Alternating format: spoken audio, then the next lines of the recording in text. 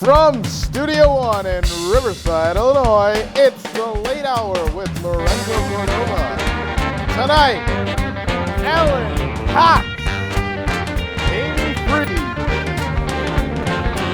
Pat Tomasulo, and Josh Jacobson. Now, here's your host, Lorenzo Cordova. Welcome back to the Late Hour with Lorenzo Cordova. Today we have some lovely guests, starting off with Alan Cox. Alan Cox is the host of The Morning Fix on Q101, my favorite radio station. And again, you will see a lot of Q101 guests swinging by this set. Alan Cox. I am lovely, aren't I? Yes, you are. Haven't ever seen you in person, but I've heard a lot about you. Yeah. Here you started out with Jonathan Brandmeier, is that correct? In radio, yes. I started out as a stand-up comic, but I got started in radio, as an intern for Johnny B, and then produced the show for a little bit, and then struck out on my own. So. Now, what does producing the show entail? Because I know there's a lot of radio producers, but I don't really know what they do. Well, it kind of depends on the show you're working on. I mean, for him, it's such an intensive show that there's a number of people doing a number of things, and I was kind of more of like probably more like a line producer. I mean, for if you're in television, it'd be the equivalent of that. Producer. Yeah. And so, but you have audio producers who kind of, are cutting tape, and then you've got people that are kind of, screening calls and directing things like that. So there's a lot of different people doing different things. Okay, now after Jonathan Brandmeier, I don't know if you want to talk about this or not, so I'll just say it. My prison stretch? Your prison stretch. No. You got let go from the show. I did, yeah. What circumstances led to that? It was a really, really busy show, and I had not been having a good day production. I was kind of off. My rhythms were off, whatever. And he needed a phone number, and I couldn't find it. And he goes, I don't think it's working out. It's like sometimes there's very, intense circumstances, and tempers are hot, and that was one of those days. So Jonathan Brandmeier just said.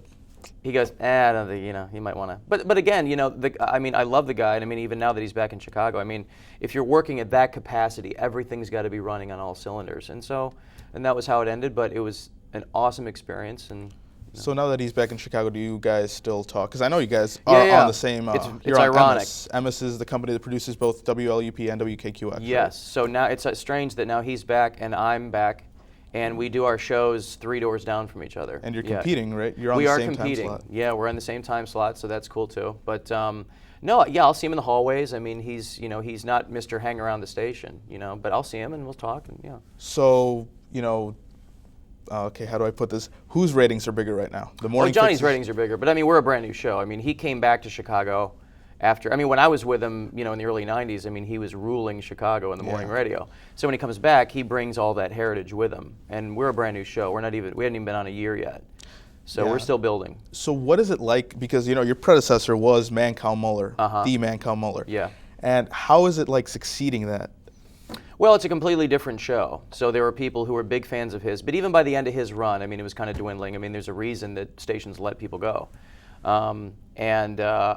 So, I mean, for us to do a completely different kind of show, not only with respect to him, but also there's nobody else doing a show like this in morning radio anywhere. So you combine those two things, and you're going to have people that are going to hate you because they loved him and they're mad that he's gone. Oh, yeah. And there are people who, vice versa, who love us because they are glad something different's on. And then you just kind of...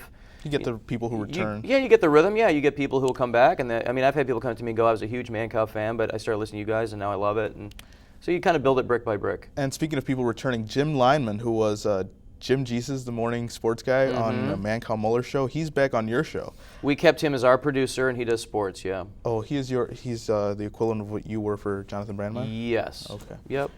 And now, you said your the Morning Fixes format is very different. How is that very different from other morning shows? Well, a lot of morning shows in radio, you'll usually have maybe 2 people. It'll be like, Booger and the Dork or something like that, or something.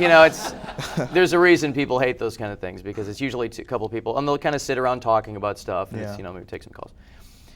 And so when they put the show together, they thought, well, why don't we get people who have comedy backgrounds and bring some people in from radio and other things, and make it a very kind of conceptual show. And that's what it is. It's a lot of comedy bits, it's a lot of jokes, it's a lot of humor, it's a lot of elements really strung together, and it requires a lot of work and so in the sense that it's very fast paced, but it's not people going, well, what'd you do this weekend? I mean, there's elements of that, but it's not based in that. And do you guys have a revolving door kind of policy? Because Clarissa Jenkins, who was originally on the show, he left. Yeah, actually. Steve Tingle, who did Clarissa Jenkins, left. He left, and he's being replaced currently by the morning hottie, right? Well, they moved. Yeah, the traffic babe of the day. Well, we had, which maybe you should send us an email or something. I should. Yeah.